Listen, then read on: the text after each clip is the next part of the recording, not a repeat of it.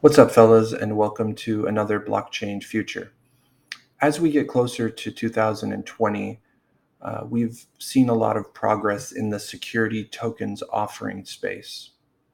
STOs are basically trying to take what is already existing in the financial world, like assets, bonds, real estate, anything that has a lot of high regulatory requirements, and tokenize them on the blockchain.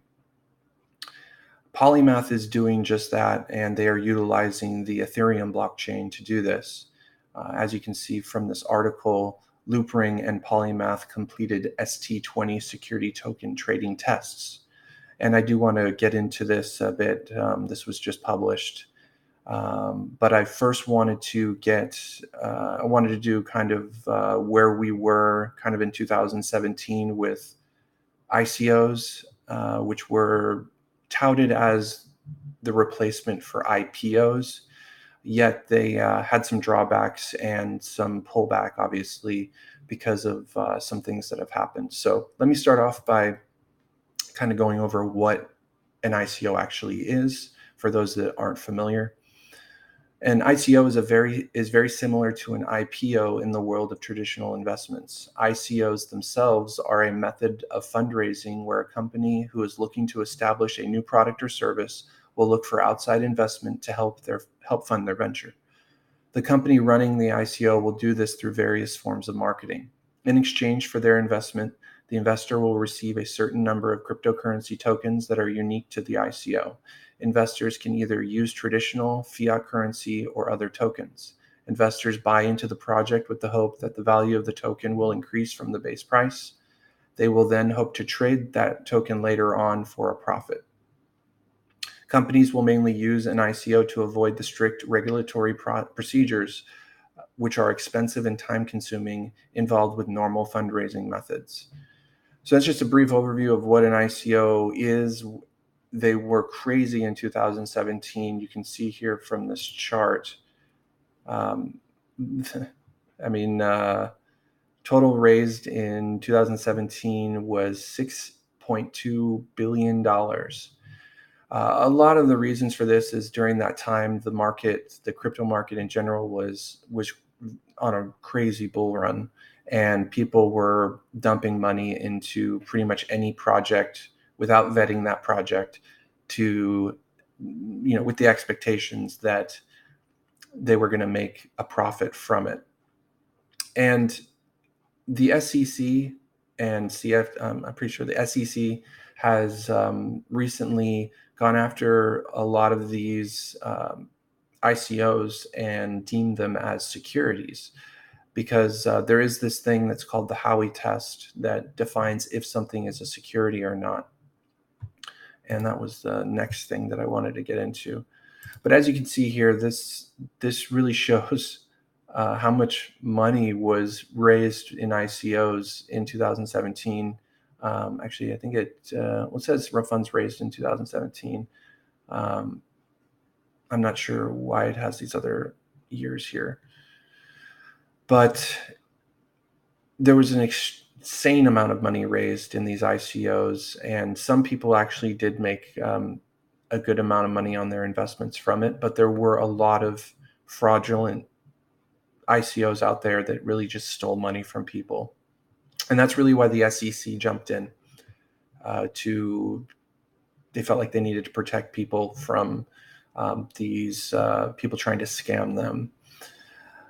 The Howey test is something that was it was created in 1934 by the Supreme Court, and it looks like there's 4 major points here that will qualify something as a security.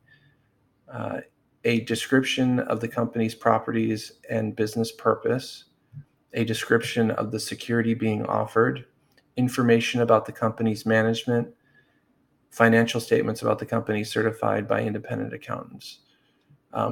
Actually, I'm sorry, I got that wrong. Here are the points. The main points here are: number 1, it is an investment of money. Number 2, there is an expectation of profits from the investment. Number 3, the investment of money is in a common enterprise. And number 4, any profit comes from the efforts of a promoter or third party. So this is just a quick test that you can kind of run through any investment. And if it falls into this category, then it may be deemed a security by the SEC. So because of this, ICOs really kind of fell out of favor. They were not nearly as big in 2018 because of the crackdown and the worry that a lot of these ICOs had that they were going to be deemed a security. Sometimes it's not a bad thing to be deemed a security. It's just that the whole deal with ICOs was that it was so easy for somebody to invest in these projects without having to go through the scrutiny of investing in a normal investment. I'm sure if any of you have invested in anything, you know what kind of KYC or know your customer information has to be submitted. So there was actually a statement by the SEC about this, and this is what was said. Simply labeling a digital asset a utility token does not turn the asset into something that is not a security. I recognize that the Supreme Court has acknowledged that if someone is purchasing an asset for consumption only, it is likely not a security. But the economic substance of the transaction always determines the legal analysis, not the labels. The oranges in Howie had utility, or in my favorite example, the Commission warned in the late 1960s about investment contracts sold in the form of whiskey warehouse receipts. Promoters sold the receipts to the U.S. investors to finance the aging and blending processes of Scotch whiskey. The whiskey was real and for some had exquisite utility. But Howie was not selling oranges, and the warehouse receipts promoters were not selling whiskey for consumption. They were selling investments, and the purchasers were expecting a return from the promoter's efforts. So this was actually from June 22nd, 2018. And right around this time is really when ICOs really started to take a dip. They weren't, people saw kind of the writing on the wall. If a ICO or crypto project wasn't directly creating a utility token where the token was being used, an example would be like Binance token. Binance token is used for fees on the Binance exchange. So if the token actually doesn't have a direct utility and it's just literally there just to invest in and hopefully make money on, a lot of people in the ICO area felt like it was going to be labeled a security. So now let's step into STOs. So STOs, like Polymath, who is working towards that, and Loopring, STOs are being built to tackle this area. So what is a security token? Security tokens are designed to represent complete or fractional ownership interests in assets and/or entities. While utility tokens have no limitations on who can send or receive the token, security tokens are subject to many restrictions based on identity, jurisdiction, and asset category. And how do they differ from utility tokens? The concept of utility tokens is fairly well understood in the blockchain space today. Utility tokens represent access to a network, and your token purchase represents the ability to buy goods or services from that network, kind of like purchasing a game token being used to play an arcade machine. Utility tokens give you that same type of access, but just to a product or service. On the other hand, security tokens represent complete or fractional ownership in an asset, such as shares in a company, a real estate asset, artwork, etc. Having a stake in a company, real estate, or intellectual property can all be represented by security tokens. Security tokens offer the benefit of bringing significant transparency over traditional paper shares through the use of blockchain and its associated public ledger. Security token structure, distribution, or changes that could affect investors are now accessible to all via the blockchain. security tokens and the digitalized, that's a weird word, digitalized assets that represent ownership will form the backbone of Finance 3.0, driving innovation, adoption, and accessibility across the financial sector. So you can see that security tokens are basically trying to do both, merge basically what the old financial system has with securities and bring them into what was created with ICOs, so to speak. And they're doing this on the Ethereum blockchain through the ERC-14 standard. A lot of tokens on Ethereum, on the Ethereum blockchain, are ERC-20. So the ERC-14 standard is basically trying to create a security type token that will allow for the digitalization of real estate, stocks, bonds, anything that would then really turn those assets into almost liquid assets, because of blockchain technology, you can then move those assets very easily between people. So it really opens things up. One example I like to bring up a lot is real estate. So you have a $1 million condo in New York City. And instead of one person buying it, or even a group of 10 people buying it, you could have 1 million people buy it and have 1 million tokens represented for that condo. And each token would be $1. So it really opens up the space for people to actually get into real estate, get into other assets that maybe they could not afford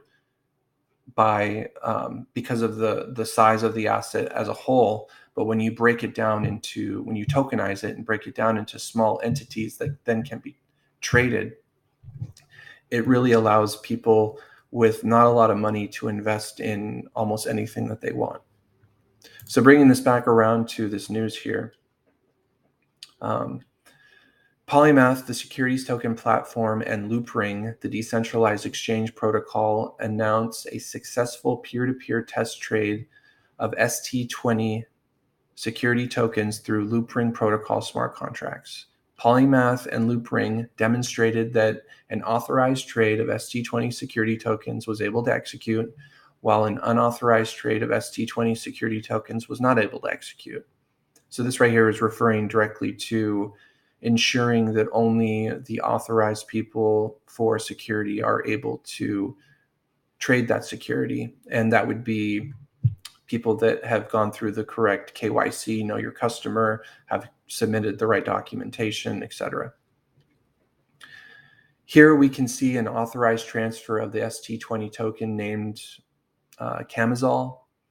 And if we open this up, you can see this is the Ethereum Block Explorer Etherscan, and you can see this is the actual transaction on the chain. And here we can see an unauthorized failed transfer. And you can see that nothing happened. ST20 tokens can only be held and traded if certain criteria are met. To hold ST20 tokens, wallet addresses must be added to a whitelist controlled by the token issuer, and tokens can only be traded if the protocol determines there are no restrictions currently in place. Buy or sell lockups, for example. ST20 security tokens created through Polymath are therefore able to maintain regulatory compliance even when traded peer-to-peer utilizing decentralized exchange protocol such as Loopring. So this is really good news as we move closer to STOs. I don't think ICOs will go away altogether, but I think they'll be more focused towards cryptos that are really created for utility, that actually have a utility in mind.